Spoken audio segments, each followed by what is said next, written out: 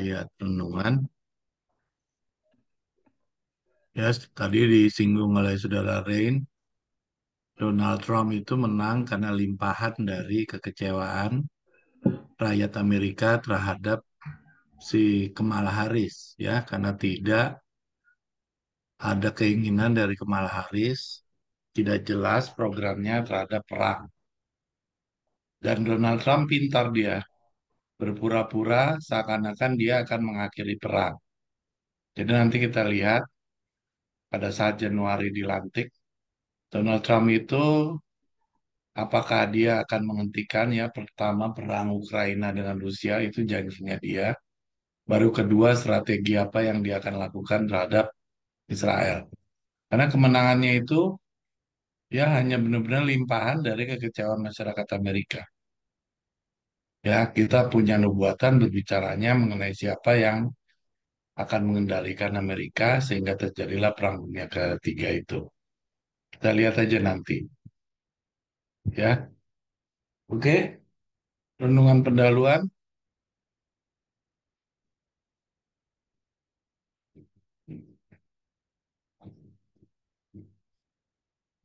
Calon 144.000 harus menjalani pengalaman penyesalan anak pemboros dan juga contoh kesengsaraan, keluhan dan penderitaan bangsa Israel di Mesir.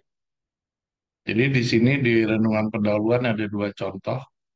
Satu perumpamaan mengenai anak yang hilang, yang dia akan kembali ke orang tuanya setelah dia menjadi dirinya sendiri. Sementara yang satu lagi adalah penderitaan bangsa Israel, ya di Mesir. Ya mereka dikeluarkan Nabi Musa dari Mesir, setelah itu mendapatkan banyak penderitaan pada saat mereka dikeluarkan dari Mesir. Ya, kita ambil inspirasi dari ayat di atas, tulisan Nyonya White adalah sebagai berikut. Mengapakah manusia harus menunggu selama 6.000 tahun, baru dapat ia kembali ke Eden? Diperlukan waktu selama itu adalah untuk memperoleh sejumlah besar yang cukup dari anak-anak pemboros yang bertobat, yaitu anak-anak pemboros yang telah kembali kepada dirinya sendiri, yang menyadari bahwa adalah, tolong, lebih baik menjadi penjaga pintu di rumah bapaknya daripada terjerumus dalam berfoya-foya jauh dari rumahnya. Allah tidak akan membawa kembali seorang pun dari kita ke dalam Eden dengan alam pikiran kita yang dibawa sejak lahir.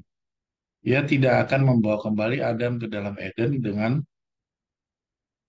mengalami kejatuhannya itu. Semua orang harus kembali kepada dirinya sendiri. Kepicikan tidak akan timbul sampai dua kali. Nahum 1 ayat 9.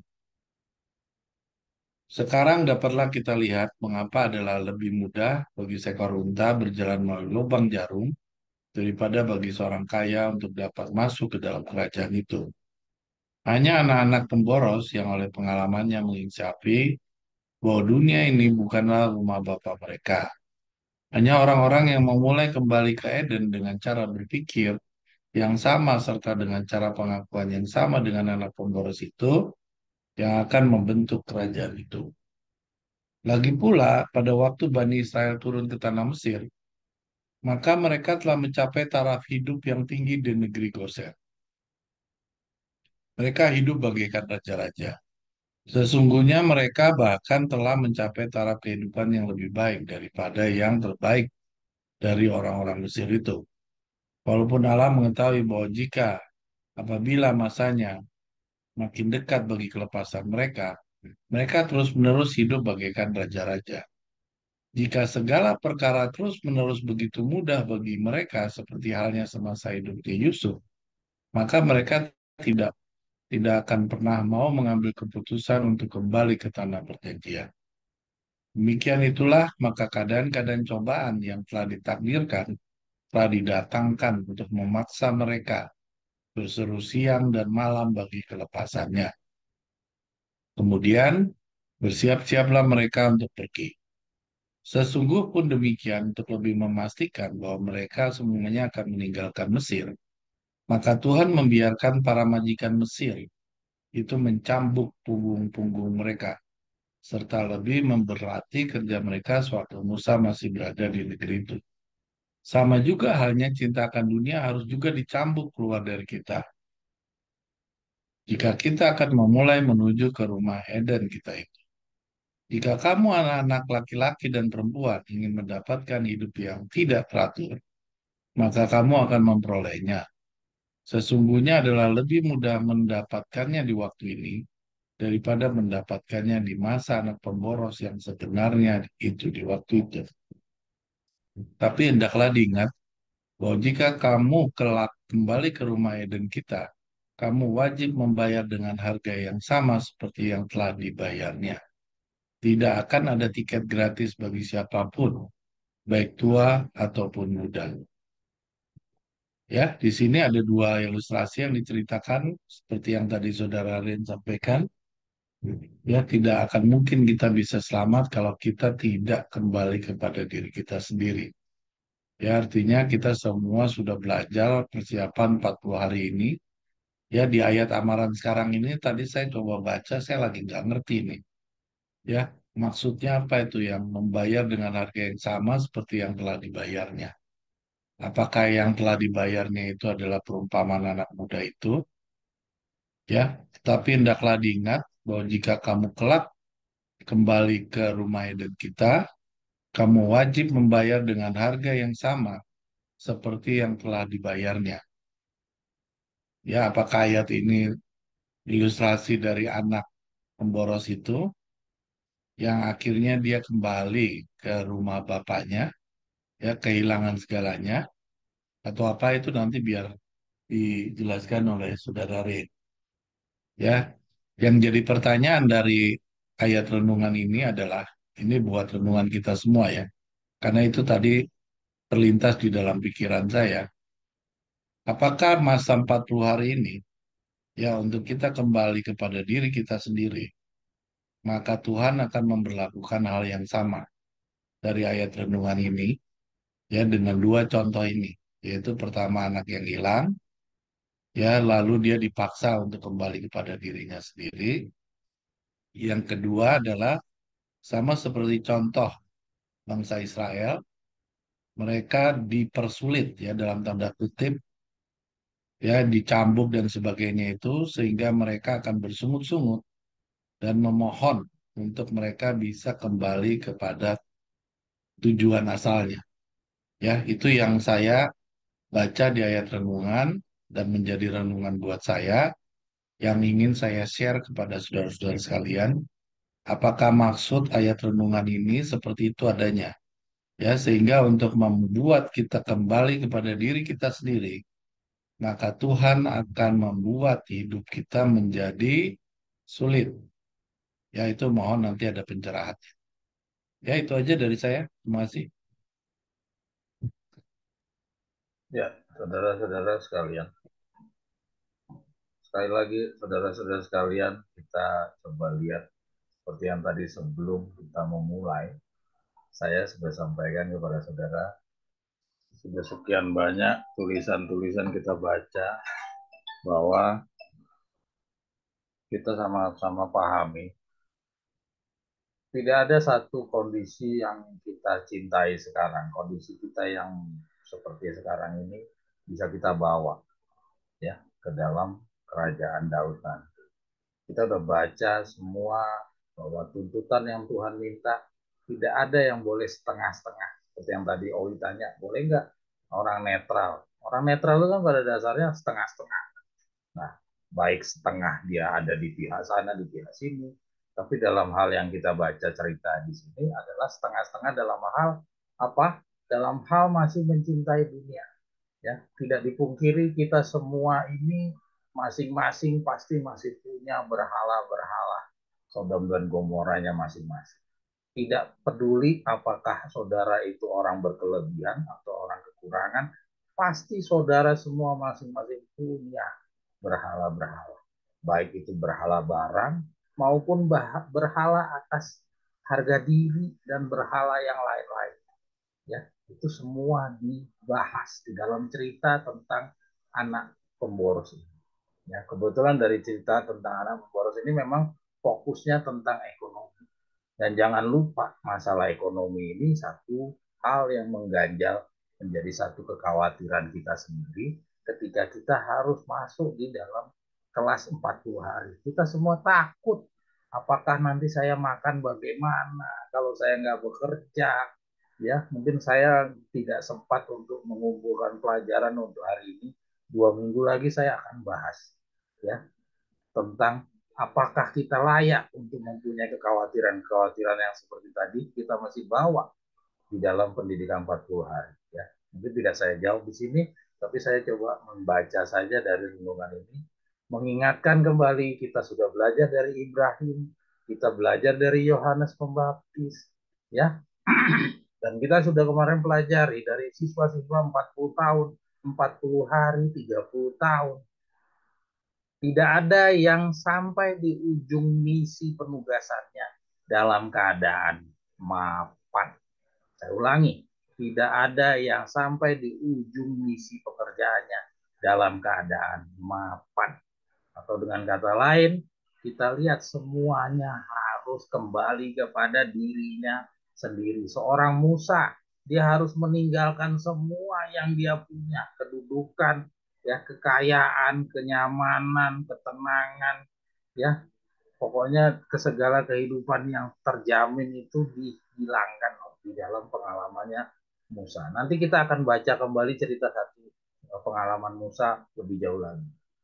Ya, nah kita lihat juga seorang Yohanes Pembaptis yang dia tadinya nyaman anak tunggal, tinggal sama Sakaria dan Elizabeth, dia pun juga harus meninggalkan demi misi yang Tuhan emban kepada dia. Dan dia keluar dari misinya, kita semua baca, ya di ujung 30 tahunnya dia malah menjadi orang yang seperti dibilang orang gila. Ya, artinya pendidikan 40 hari itu tidak ada yang merasakan dengan kenyamanan. Dan pelajaran yang kita baca pada renungan pendahuluan ini memberikan jawaban hal yang sama. Ya, satu, pertama tadi Victor mengatakan bahwa ini dari dua contoh. Sebenarnya bukan dari dua contoh. Ini satu cerita sebenarnya. Ini dalam satu buku Amaran Sekarang. Saya ambil dari tulisan Amaran Sekarang. Ya, jadi Tuhan memberikan satu pendidikan kepada kita, ya selalu Tuhan sebagaimana rumusnya, yaitu Tuhan memberikan melalui contoh. Jadi setiap penjelasan tuh selalu ada contohnya. Demikian juga ini, perumpamaan ditambahkan dengan contoh nyata. Ya, kalau perumpamaan itu tidak ada nyatanya, tapi dengan adanya cerita pengalamannya di Mesir, bangsa Israel keluar dari Mesir, itu adalah contoh nyata. Ya, satu perumpamaan, satu ada penerapan daripada perumpamaan tersebut. Ya. Nah, kalau kita lihat di sini, kita lihat sama-sama, Dela boleh geser. Ya, kita lihat. Oke, oke, lebih lanjut. Nah, berarti dulu ya. Kamu lihat di sini. Jadi si orang pemboros ini, anak si pemboros ini kalau kita bedah, ya kapan dia pulang ke orang tuanya? Ya, kita lihat dalam cerita seorang anak pemboros, kita lihat adakah Tuhan memaksakan anaknya kehendak anaknya? Tidak. Jadi hal contoh tentang perumpamaan ini menggambarkan juga Tuhan membiarkan kita, ya, membiarkan kita sendiri menjalani kehidupan kita. Dan perjalanan hidup kita inilah yang akan menuntun kita apakah kita mau pulang kembali, ya, menyadari bahwa rumah tangga bapaknya itu lebih menyenangkan daripada keberadaan kita di dunia. Ya, sekarang kita mungkin belum sampai di parah, ya, tapi perjalanan yang Tuhan biarkan di dalam pengalaman hidup kita, Tuhan berharap dari pengalaman perjalanan itu nanti akan membuat pengalamannya anak pemboros ini terjadi di dalam diri kita. Pengalamannya orang-orang Israel pun juga menjadi pengalaman di dalam diri kita. Karena apa? Si anak pemboros ini kalau dia tidak sampai mentok, ya keuangannya dia sudah benar-benar habis, ya dia nggak punya lagi tempat bersandar, maka dia tidak akan pernah pulang karena bapaknya seperti yang kita sudah sama-sama baca, bapaknya sama sekali tidak mau ikut campur atau mempengaruhi kehidupannya dia. Dia nggak pernah, bapaknya nggak pernah ngatur-ngatur anaknya suruh pulang. Jadi dalam cerita itu kita sama-sama baca bahwa bapaknya membiarkan anaknya sendiri yang memutuskan untuk pulang. Ya, nah demikian juga dalam hal kita sebagai contoh saingan dari cerita perumpamaan ini, Tuhan juga membiarkan kita lah yang akan memutuskan apakah kita mau hidup bersantai-santai, berfoya-foya di luar, ataukah kita sudah mau pulang. Itu Tuhan juga membiarkan kepada pengalaman kita sendiri. Saudara-saudara lihat, ya, saudara, anak pemboros ini dia tidak akan pulang kalau dia belum sampai habis. Ya, demikian juga orang-orang Israel ini kita sudah sama-sama baca pada dasarnya mereka sampai mapan hidup berkelebihan di tanah Gosen. Tuhan biarkanlah ada kesulitan-kesulitan, penderitaan-penderitaan yang mereka jalani. Ya, mungkin kita belum sampai di sana, tapi berpotensi kita akan sampai di sana. Apalagi alam dunia ini makin hari makin mengerikan. Ya, nah, saudara-saudara sekalian, lihat dari pengalaman dua cerita, ya. Jadi apa yang membuat mereka pulang? Ketika mereka sudah tidak mempunyai sandaran, barulah mereka pulang. Ya, jadi apakah kita harus sampai menunggu, ya, seperti itu? Ya, kalau kita baca pengalaman ini diberikan kepada kita jauh-jauh hari, artinya kita disadarkan bahwa melalui pelajaran ini bahwa kamu harus ada waktunya kamu akan pulang. Tidak perlu kamu harus menunggu sampai kamu mentok baru kamu minta bantuan kepada Tuhan. Ya, dari pelajaran ini dari sekarang pun kamu sudah harus sadar.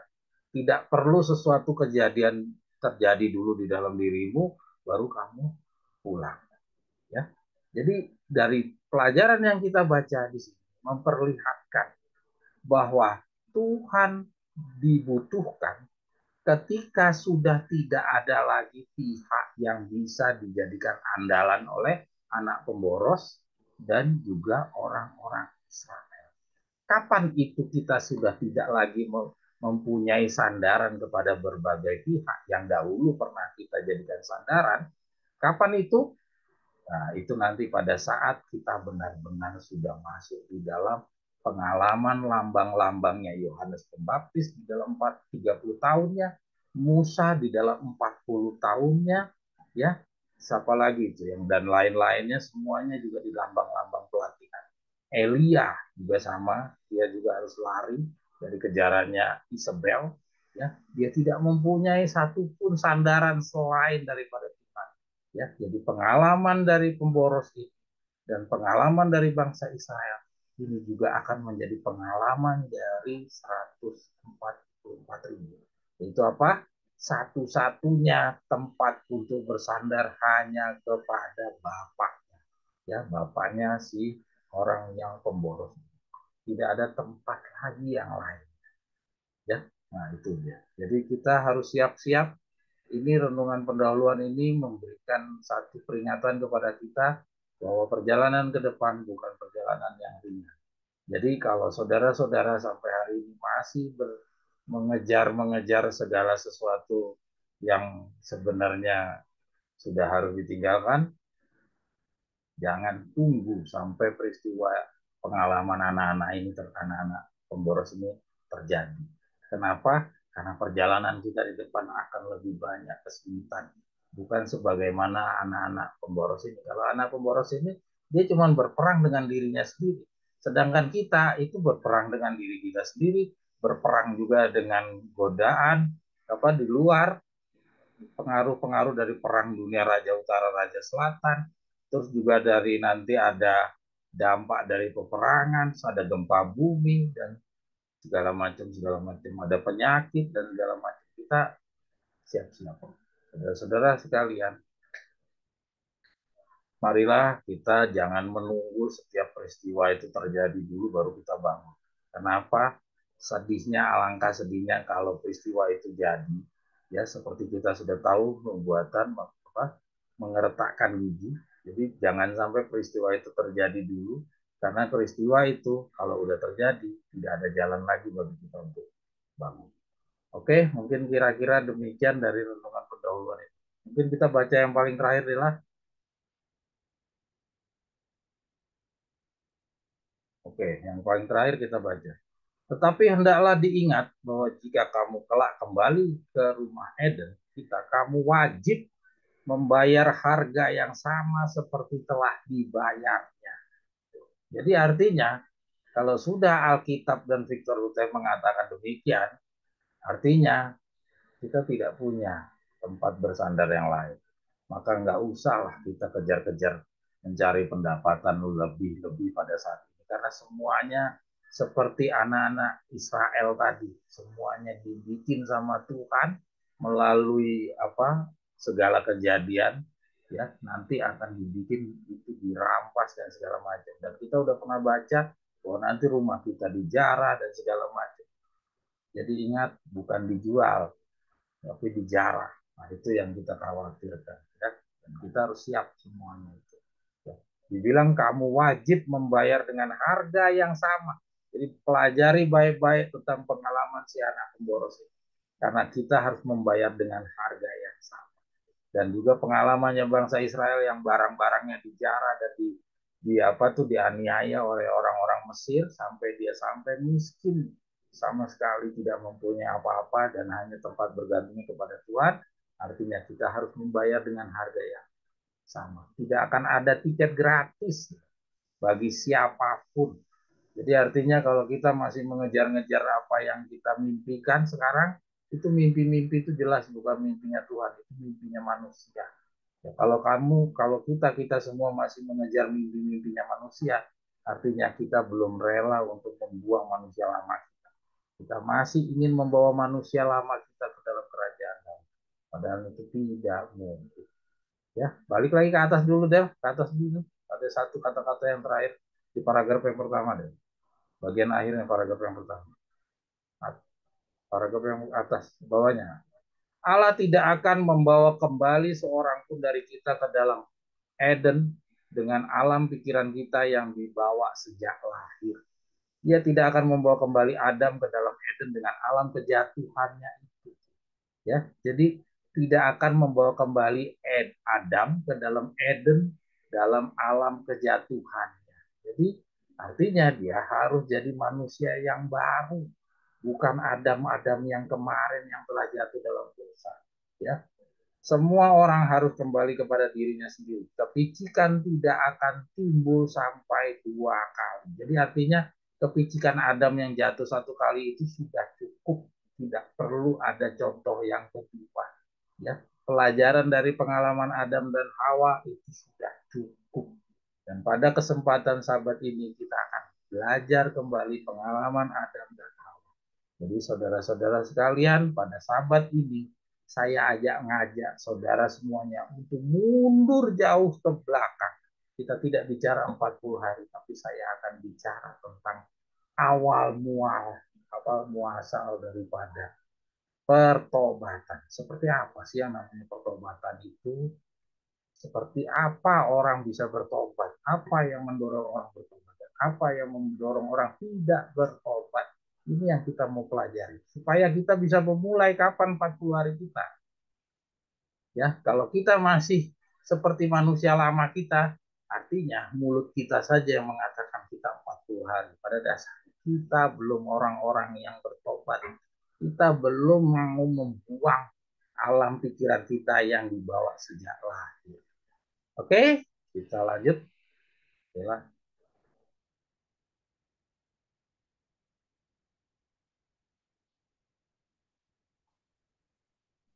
Mungkin sekarang muncul kepada tiba kita di dalam pembahasan pertanyaannya si Steffi.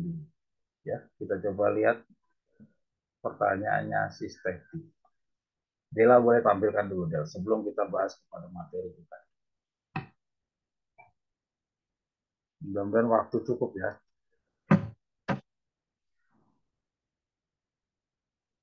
Tolong nanti saudara-saudara sekalian kita baca-baca kembali soal anak pemboros dan orang pengalaman bangsa Israel karena itu pengalamannya kita. Jadi seberapa banyak kalian kita berhati-hati, seberapa banyak kita menabung, berhemat, menjaga, jangan sampai kita ditipu orang, ya. Seberapa mungkin kita bisa menghindar dari pemborosan, kita menabung, semuanya itu kalau memang Tuhan rencanakan kita punya pengalaman seperti anak-anak Israel keluar dari Mesir, dan itu adalah saat penderitaan itu adalah sarana bagaimana Tuhan bisa menobatkan mereka, maka dengan harga yang sama kita juga akan harus membayar yang sama. Jadi percuma kita ngejar-ngejar penghasilan atau pendapatan, kekayaan, kita menyimpan seperti kayak semut menyimpan, semuanya itu akan dihilangkan. Karena Tuhan tahu semua yang kita punya itu adalah penghalang bagi kehendaknya Tuhan bisa hadir. Kepentingan-kepentingan kita akan menjadi penghalang bagi pada kehendak-kehendak Tuhan bisa hidup di dalam diri kita. Oke, saudara-saudara, inilah apa yang disampaikan oleh saudara Teti. Ya, mungkin sedikit saya sampaikan kepada teman-teman yang mungkin tidak ikut di dalam grup Facebook ya. Jadi satu kesempatan kemarin ada saudara kita Teti membagikan sebuah kutipan dari Simbolikot volume 12 nomor 5 ya. Simbolikot volume 12 nomor 5 ya. Jadi kita baca di sini, dia tidak memberikan ucapan kata-kata apa-apa, tapi kita bisa membaca arah pikirannya karena ini sudah ada diskusi-diskusi sebelumnya yang dahulu pernah dipertanyakan oleh saudara kita yang di Papua, di Ambon. Ya, mari kita baca sama-sama. Ini yang difotokan sama dia hanya bagian kecil dari satu paragraf. Ya, mari kita lihat. Mereka yang lainnya orang-orang yang lebih tua dan yang karena hak kesulungannya menjadi pemimpin-pemimpin dari 144.000 penghulu-penghulu itu yang berdiri bersama-sama dengan anak domba di atas gunung Sion, mereka akan rugi. Ya, kita baca yang di garis bawah. Pada waktu Ellen G. White pertama kali menyaksikan kedatangan 12.000 orang ini yang berasal dari 12 suku bangsa itu, yaitu menunjukkan bahwa sidang sedang kesakitan karena mengandung mereka. Dan mereka akan segera lahir. Semenjak dari saat itu sampai 1930, waktu pekabaran tongkat gembala datang, tidak ada lagi kebenaran yang diungkapkan mengenai masalah 144 ribu itu. Dan karena pekabaran dari tongkat gembala telah menjelaskan siapa mereka yang 144 ribu itu dan juga mengumumkan bahwa sekaranglah masanya, dan Bella bisa ke bawahnya apa deh? Ke bawahnya nggak ada ya? Bel, ke bawahnya,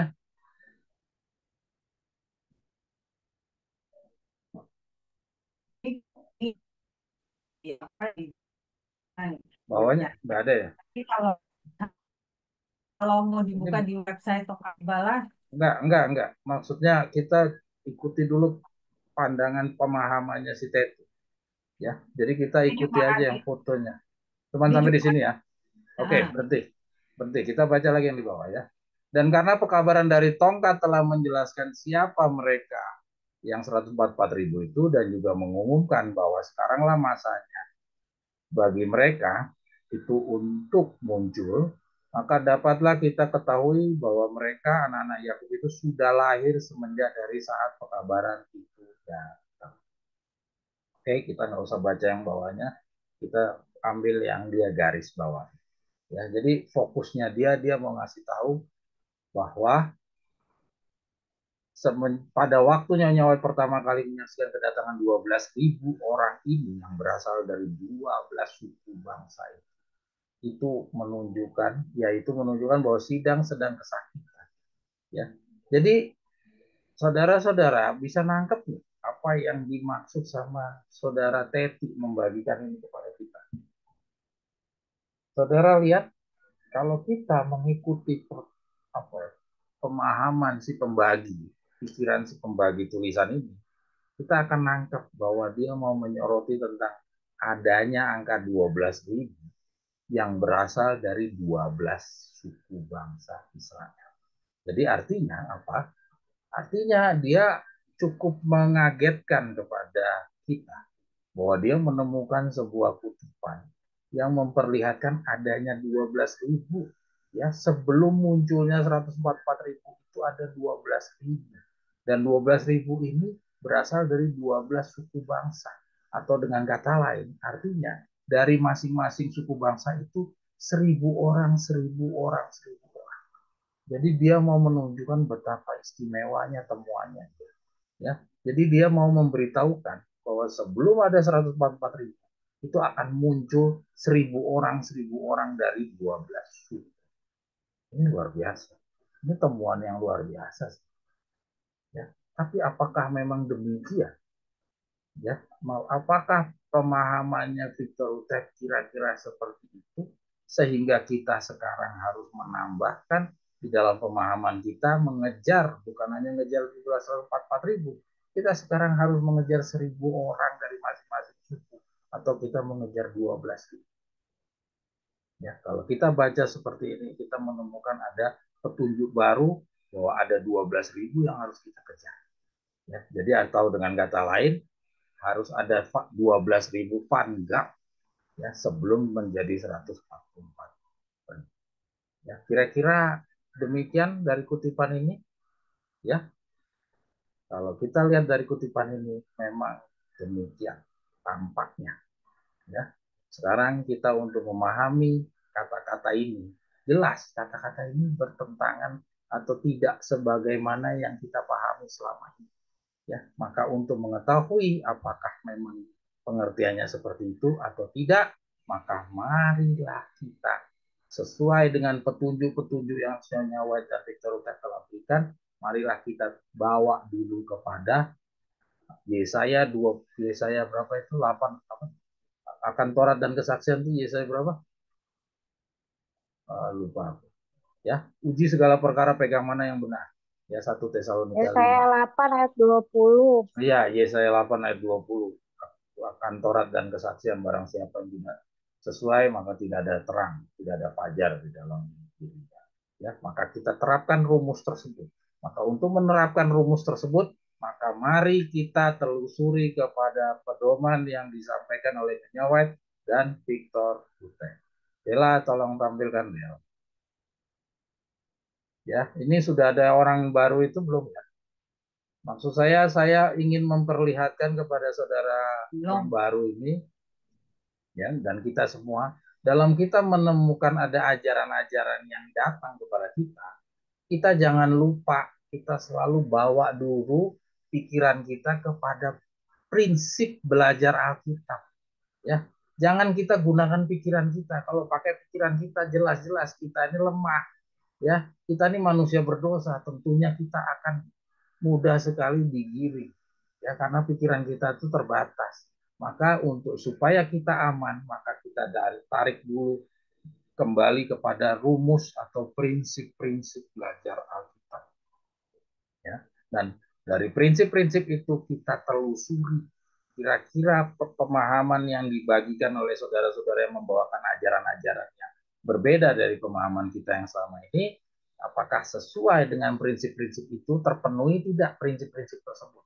Kalau prinsip-prinsip itu terpenuhi, maka ajaran yang disampaikan itu patut kita terima, dan pemahaman yang selama ini bertentangan dengan itu wajib kita tinggalkan sejauh cocok dengan prinsip-prinsip. Tapi kalau tidak terpenuhi prinsip-prinsip itu, maka kita harus yakin bahwa ajaran-ajaran ini walaupun seberapa masuk akalnya pakai pikiran manusia, tapi kalau itu tidak sesuai dengan prinsip, mau tidak mau kita harus tinggalkan. Dela, boleh ditampilkan, Del? Yang tadi dari WA itu, Del.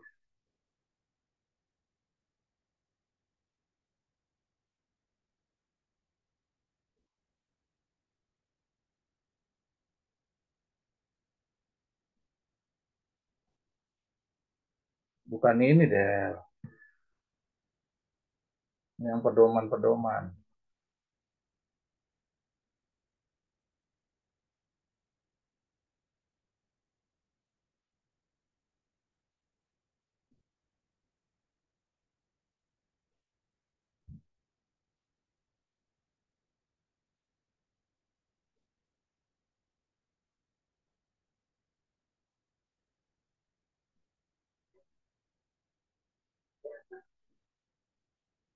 Ya, ya ini ada beberapa ya. Saya coba kumpulkan prinsip-prinsip kita memahami firman Allah, ya, khususnya di dalam pekabaran paling terakhir. Ya, mari kita ikuti satu persatu. Ya, setelah kita tadi baca pemahaman yang dibagikan oleh saudara Tevi, kita dapatkan ada pemahaman yang baru yang tidak kita pahami selama ini, bahwa ada 12.000, ada 1.000 dari masing-masing suku. Kita tidak menemukan hal tersebut seperti itu di dalam pemahaman kita selama ini. Ya, sekarang kita coba lihat dulu kepada prinsip terpenuhi atau tidak prinsip-prinsip ini. Kalau tidak terpenuhi, ya mau tidak mau kita tidak akan ikuti pemahaman yang mereka bagikan. Ya, mari kita lihat yang pertama. Saya tidak akan baca semuanya, kita baca yang hitam-hitamnya saja, karena ini sudah pernah kita sama-sama ikuti. Tapi saya ajak kembali untuk kita merefresh. Ingat, panduan kita inilah yang menjadikan kita bisa aman daripada angin-angin pengajaran. Hanya pendapat yang berasal dari satu atau dua ayat tanpa lebih dulu mempertimbangkan semua ayat dalam terang dari seluruh pasal, ya, adalah tidak adil. Mau tidak mau kita baca lengkap.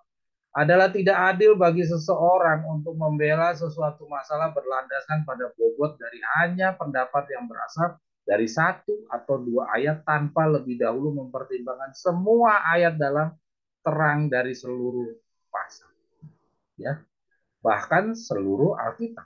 Karena jika interpretasi seorang terhadap Alkitab tidak ditunjang oleh setiap kalimat dari kitab suci, maka itulah interpretasi yang salah, suatu kesimpulan yang buta tanpa landasan Alkitab. Ya, yang pertama kita lihat itu.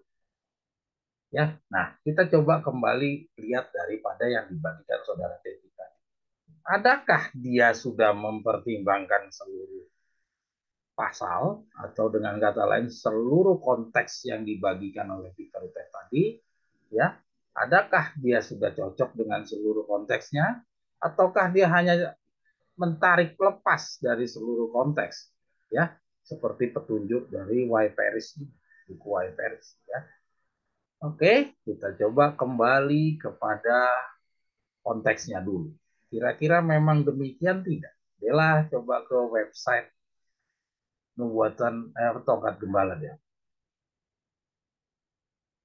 Nanti kita kembali lagi ke petunjuk, ya. Ini kita coba lihat telusuri petunjuk yang pertama dulu.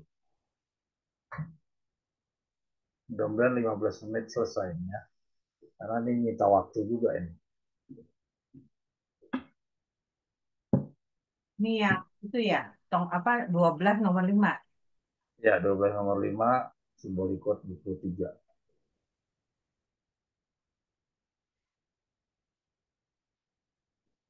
Ini kamu harus siapin semuanya karena kita akan lari sana, lari sini, lari sana, lari sini.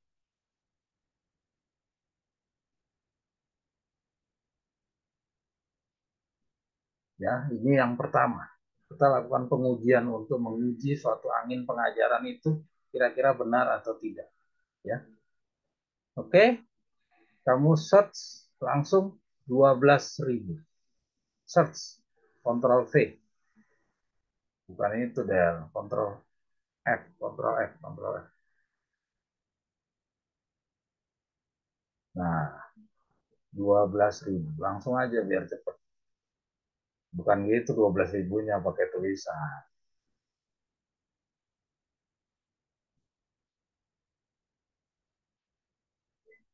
Oke, ya. Udah ketemu ya. Kita lihat di dalam paragraf ini, ya.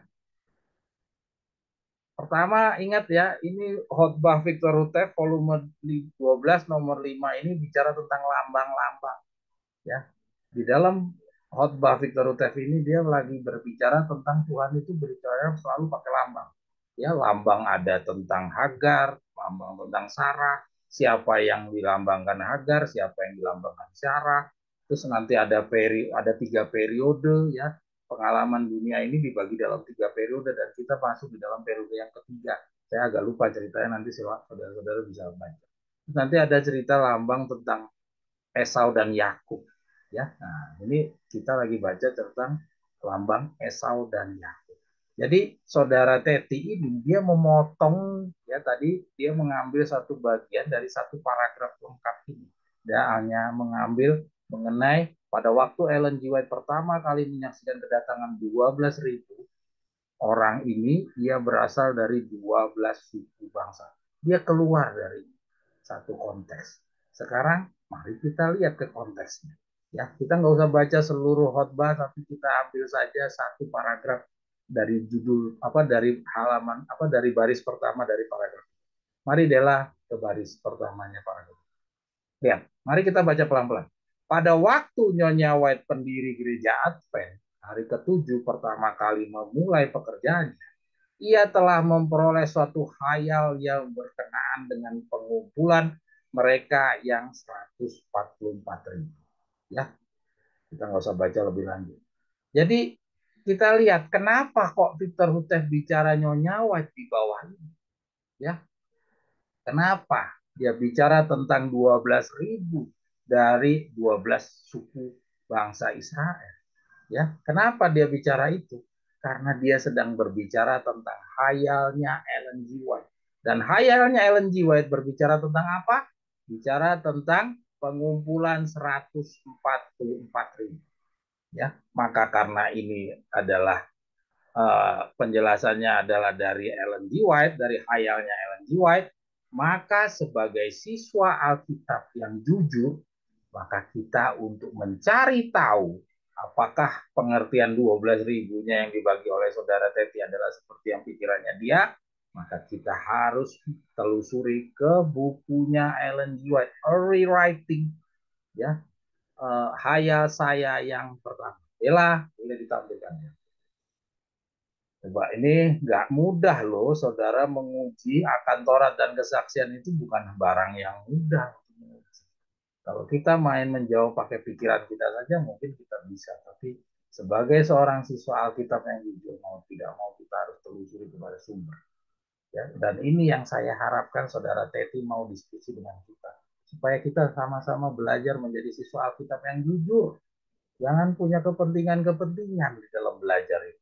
Jadi kita benar-benar hanyut di dalam perspektif dari si penulis. Kita biarkanlah penulis yang memberikan pemahaman-pemahamannya kepada kita. Ya, ini saya ajak saudara mengikuti perspektif dari si penulis. Victor Houteff membawa kita kepada hayalnya Nyonya White yang pertama, maka kita tahu bahwa hayal itu disampaikan di dalam buku Rewriting. Ya, kita coba lihat. Nah, hayal saya yang pertama. Ya, saya coba ngajak beberapa saja, nggak usah semua karena tebel. Ya, kita baca pelan-pelan.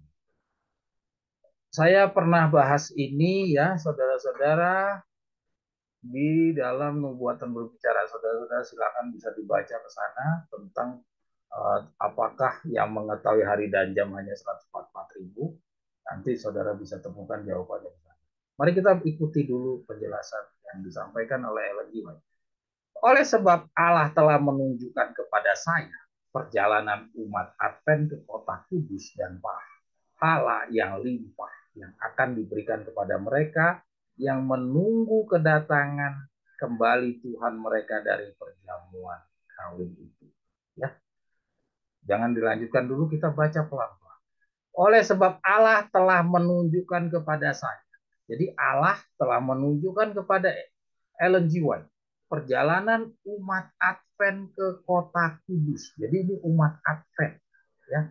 Jadi benar pikirannya si saudara Teti lagi bicara tentang Vanguard, benar, nggak salah.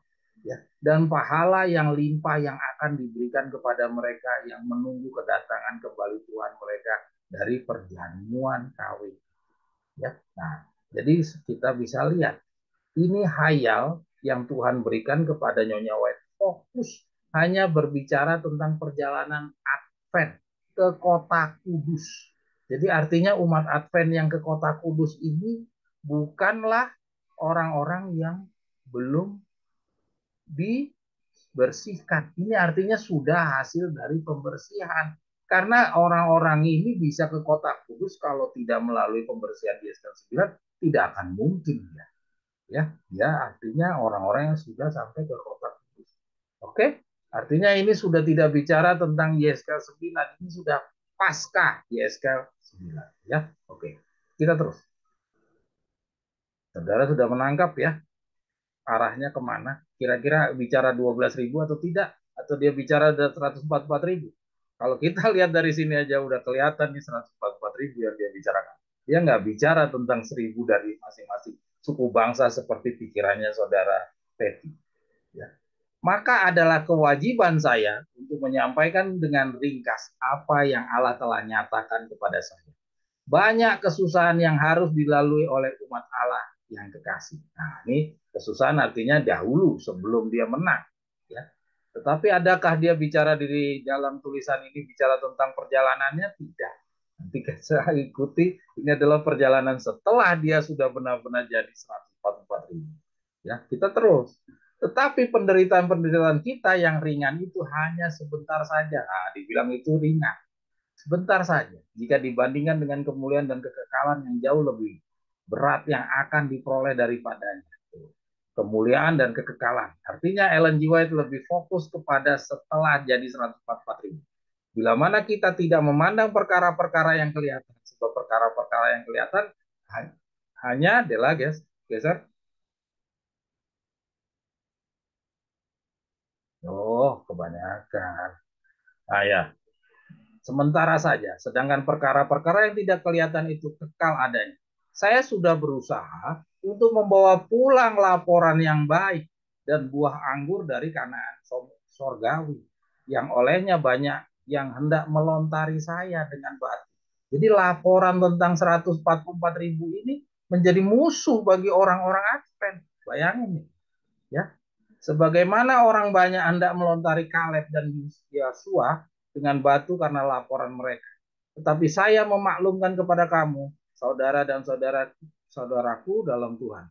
Negeri itu adalah negeri yang indah dan kita sanggup pergi ke sana serta memilikinya.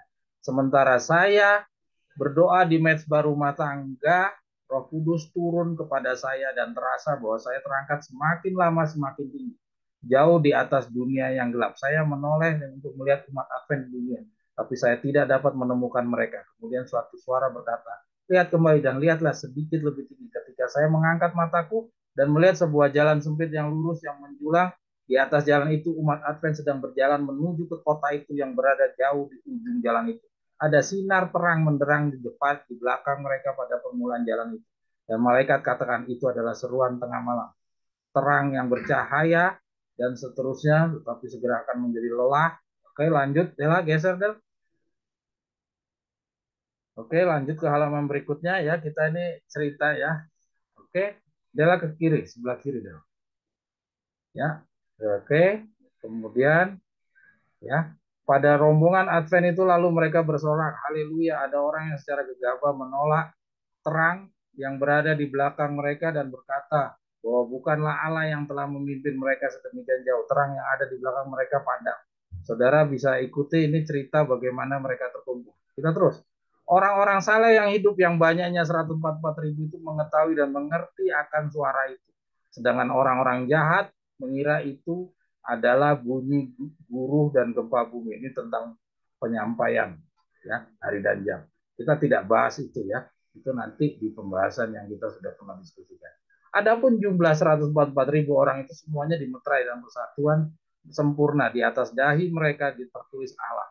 Ya, saudara lihat. Oke, lanjut Dela ke kanan. Ya lihat jumlahnya 144.000. Nyawa tidak ada bicara tentang 1.000 dari masing-masing suku. Ya, Nyawa tidak bicara tentang 12.000 dari masing-masing suku juga. Nyawa langsung bicara tentang 144.000. Ya, oke. Terus nama Tuhan mereka jatuh dengan tidak berdaya ke tanah. Barulah gereja setan mengetahui bahwa Allah mengasihi. Segera mata kami tertuju ke arah timur, ada sebuah awan kecil hitam muncul di sana. Besarnya kira-kira setengah kepala. Ya, yang kami semuanya ketahui itu adalah anak tanda anak manusia. Kami semua berdiam diri. Nah, ini adalah tentang kedatangannya Yesus di awan-awan. Ini langsung kedatangan Yesus yang kedua kali. Ya, jadi nyawa itu tidak ngerti ada kedatangan yang tiba-tiba di kabar. Ya, oke. Lihat. Oke, lanjut Del. Yang halaman berikutnya kita lihat. Ya. Tuh. Saudara-saudara lihat itu yang di sebelah kiri juga langsung 144.000 kubur-kubur terbuka ya 144.000 ya. Terus ya lanjut halaman berikutnya lagi tuh 144.000 Jadi saudara coba ikuti, baca perlahan-lahan, saudara tidak akan menemukan kata-kata 1000 dari 12.000. Ini sumber daripada Ellen G. White. Ya. Oke, Dela, kita lihat ini prinsip yang pertama, ya, konteks, sesuai konteks terlihat bahwa pemahaman 12.000 yang dibagikan saudara Teti tidak terpenuhi karena konteksnya, perspektif dari si penulis tidak mengarah kepada 1000 sehari, apa 1000 sehari, 1000 dari masing-masing suku, melainkan jelas kita lihat Nyonya White yang menjadi sumber daripada tulisan Victor yang kita tadi baca. Nyonya White bicara fokus kepada 144.000. Ya, oke, lanjut. Sekarang kita lihat kepada prinsip yang kedua. Ya, saudara-saudara udah bisa lihat ya dari tulisan Ellen G. White sudah tidak terpenuhi kata-kata 1000 sehari, 1000 dari masing-masing suku. Tidak kita temukan pemahaman seperti itu. Kita ke pedoman lagi deh lah.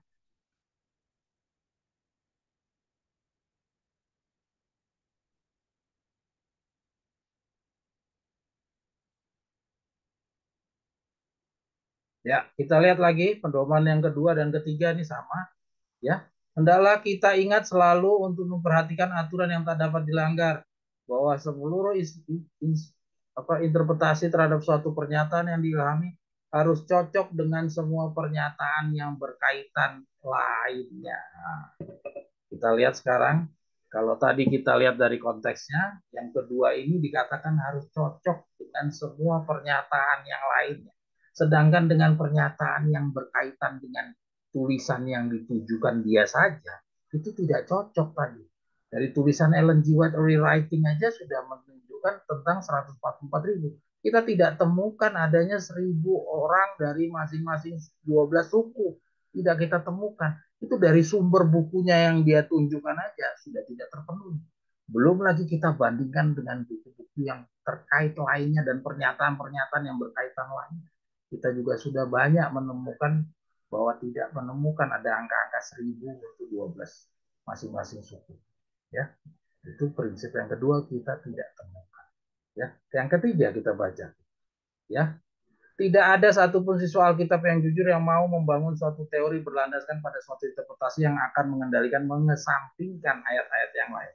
Nah, ya, yaitu ia akan berusaha membuat analisa terakhirnya sedemikian rupa sepenuhnya cocok dengan semuanya, atau sebaliknya ia akan mengaku bahwa ia belum memperoleh terang atas masalah itu. Kita lihat dia Alkitab, seorang Alkitab yang siswa Alkitab yang jujur atau tidak.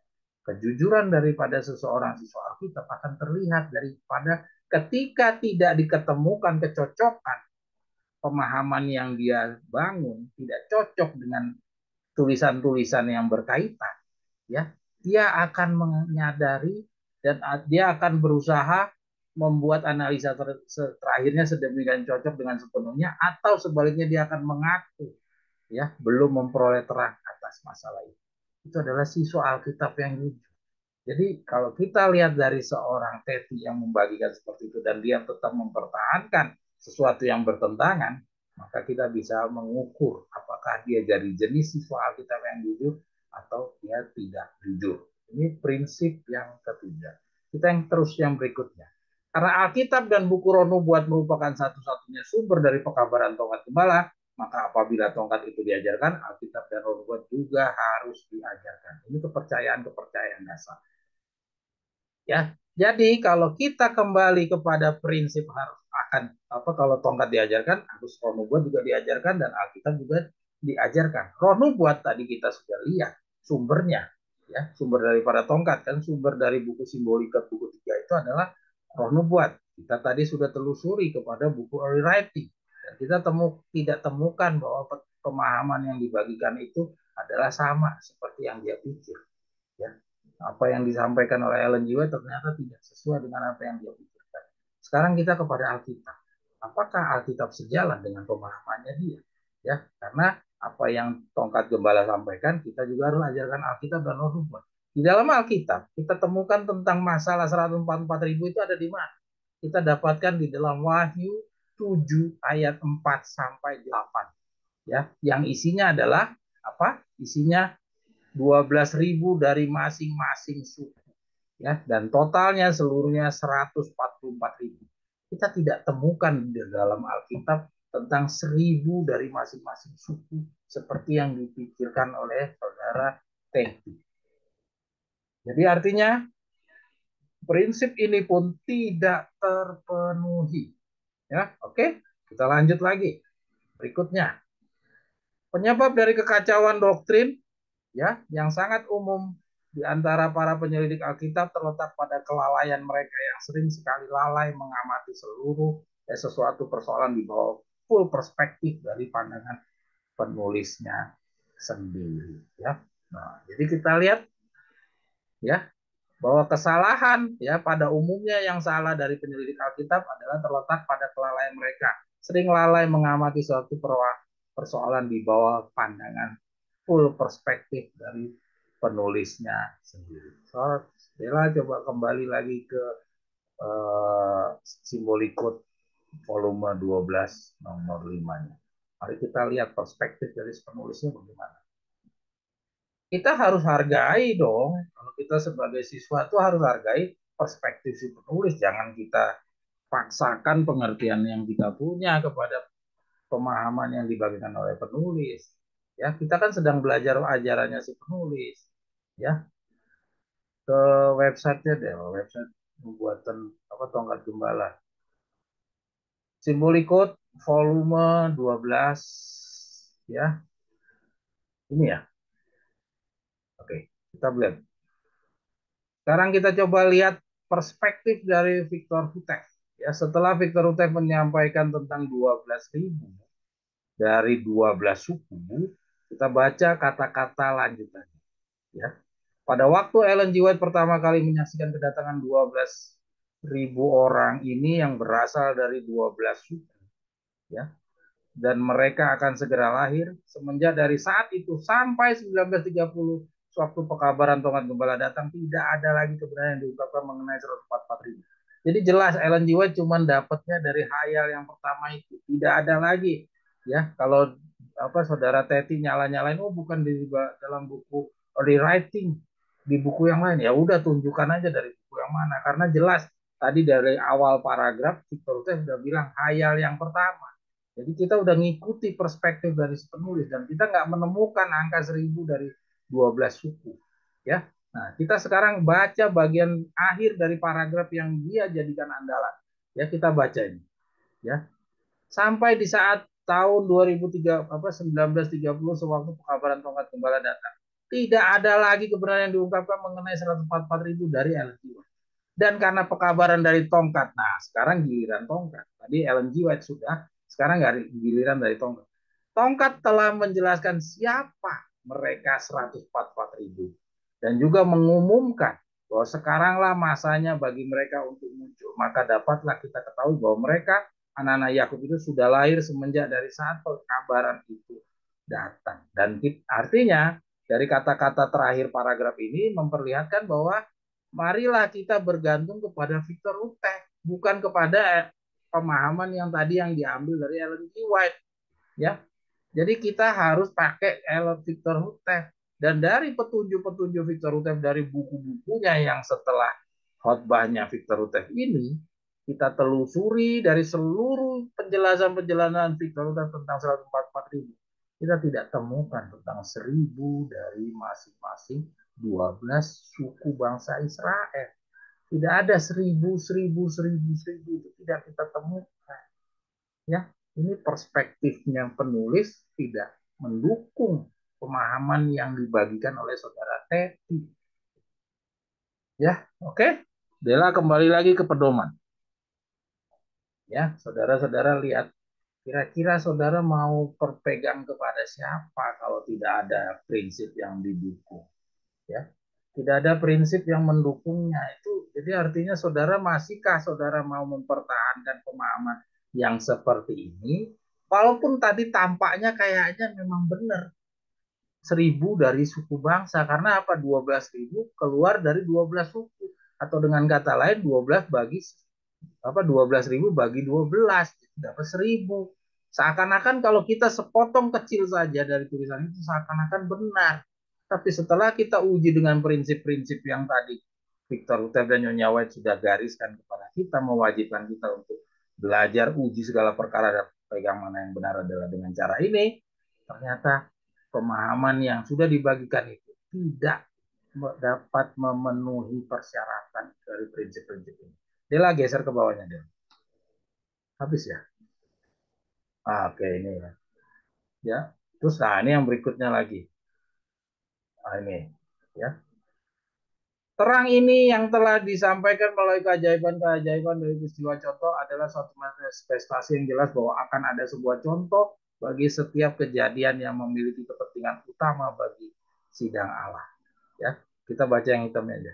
Karena tidak terdapat contoh bagi apa saja yang palsu. Oh ya, yang merupakan satu-satunya pembuktian yang pasti dan penjelasan yang terang mengenai kejadian tadi. Ya, kita baca yang bawah. Contoh itu digunakan untuk membukakan kekeliruan dan mengungkapkan kebenaran. Ya, oke, terus ya. Contoh itu digunakan untuk membukakan kekeliruan. Jadi harus ada contohnya. Ya, kalau tidak ada contohnya, coba naik ke atas sedikit ya. Ya, Del. Oke. Bahwa akan ada sebuah contoh bagi setiap kejadian yang memiliki kepentingan utama bagi sidang Allah. Pengumpulan 144.000 itu adalah kepentingan utama bagi sidang Allah. Jadi harus ada contohnya. Katanya dia contoh-contoh ini digunakan untuk membuka kekeliruan. Jadi kalau nggak ada contohnya tuh, dia bilang karena tidak terdapat contoh bagi apa saja yang palsu. Nah kalau begitu, yang 1.000 dari 12 suku ini ada contohnya tidak? Kalau 144.000 jelas ada contohnya, yaitu 120 murid-muridnya Yesus. Dahulu itu adalah contoh. Ya, dan 144.000 adalah contoh saingannya. Tapi yang 1.000 itu di mana contohnya? Ya, dari murid-muridnya Yesus nggak ada contoh sebagai lambang daripada keras sebelum terkumpulnya 120. Apakah 12? 12. Ya, bisa saja, tapi nggak ada arah petunjuk yang menegaskan demikian. Itu kesimpulan-kesimpulan yang kita ciptakan sendiri gitu. Oke, kita lanjut. Ya, bagian bawah Del, yang contoh yang terakhir. Nah, ini. Prinsip yang terakhir tuh, di mana terdapat contoh akan terdapat juga contoh saingannya, dan bahwa di mana tidak ada contoh maka tidak akan ada kebenaran.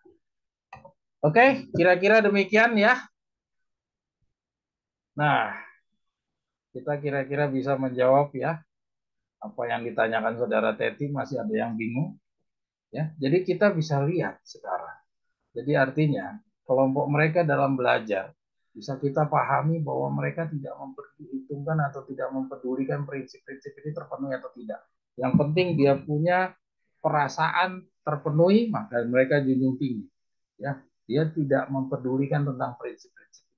Ingat, bukan kita sombong, tapi kita benar-benar harus berhati-hati karena kita tidak mempunyai juru kabar yang hidup.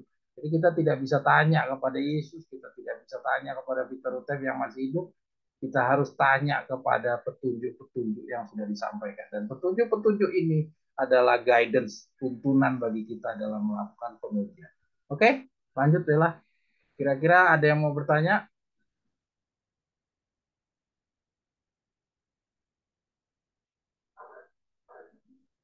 Kanco, Ya, silakan. itu Om Jona Leno itu pernah inbox ke FB Nubuatan Berbicara. Dia nulisnya gini, Nubuatan Berbicara bukan minyak tambahan. Hati-hati tidak masuk 12.000 dari Davidian. Maksudnya Ya, apa yang jadi dia mau lambangkan 12.000 dari Davidian gitu loh. ya, itu dia. Jadi saudara Owi, teman-teman semuanya, seperti yang tadi yang kita sudah sampaikan, bahwa dulu pernah ada polemik, ada keributan, saudara John Laleno itu dia Zoom dengan teman-teman kita yang di Ambon. Jadi orang-orang di Ambon itu dikasih pemahaman tentang kita ngejar 12.000. Jadi karena ini hal yang baru dan hal yang aneh, maka saudara-saudara kita yang di Ambon itu bertanyalah kepada kita. Nah, jadi apa yang ditampilkan saudara Teti ya melalui simbol ikut volume 12 nomor 5 ini itu mau menegaskan kembali bahwa ini loh ada dukungan tulisan Victor Hutek tentang 12.000. Nah, kira-kira seperti itu. Jadi dia mengatakan bahwa kita tuh harus mengejar 12.000. Dan dia tadi dari apa yang Oi sampaikan itu dia mau menegaskan bahwa buku-bukunya John Terry Nate itu bukan bagian dari pekabaran 12.000-nya David Yen. Itu bebas-bebas saja. Cuman maksudnya kita sekarang sedang menguji pemahamannya dia tentang 12.000. Kira-kira 12.000-nya itu dia ada dukungan prinsip-prinsip pemahaman belajar Alkitab atau tidak. Ternyata tidak ada dukungan. Maka kalau tidak ada dukungan, apakah layak kita pertahankan? Ataukah kita harus beralih? Atau kita tinggalkan? Nah, itu keputusan ada di tangan masing-masing kita. Ya, kalau kita belajar sebagai siswa Alkitab, maka kalau prinsip-prinsip itu tidak terpenuhi, kita harus ingat ada roh Allah yang akan meninggalkan kita. Dan kalau roh Allah tidak mau hadir dalam kita, sia-sia. Aktivitas kita, pembelajaran kita itu tidak akan bermanfaat. Itu hanya nanti akan menjadi banyak nama dalam buku sidang adalah orang-orang jahat. Dan nanti akan ada orang-orang yang Tuhan, Tuhan saya sudah mengusir setan dengan namamu. Pergilah kamu, saya tidak mengenal kamu. Jangan sampai kita udah lelah-lelah bekerja, tapi ternyata ujungnya kita dianggap tidak dikenal. Kenapa? Karena kita belajar dengan cara-cara sendiri, dengan teori-teori sendiri. Makanya kita sekarang, kita ingat, belajar itu kita harus ikuti prinsip-prinsip. Karena Tuhan sudah kasih petunjuk. Kita harus ikuti semua petunjuk. Karena apa? Hati-hati. Karena kita itu di dalam belajar masih ada angin-angin yang datang. Ya, jadi kita uji selalu setiap pelajaran itu akan Torah dan kesaksian, akan Torah dan kesaksian. Ya, kita ingat kita belum tenang, belum aman, masih ada seliweran angin-angin pengajaran. Ya, kira-kira demikian. Ini salah satu contoh saja kita menguji. Ya, pengalaman seperti ini adalah sama, pengalaman sama. Yang pernah dulu kita sama-sama pelajari, kita uji yaitu apa? Tentang 144.000 yang dan bersama-sama.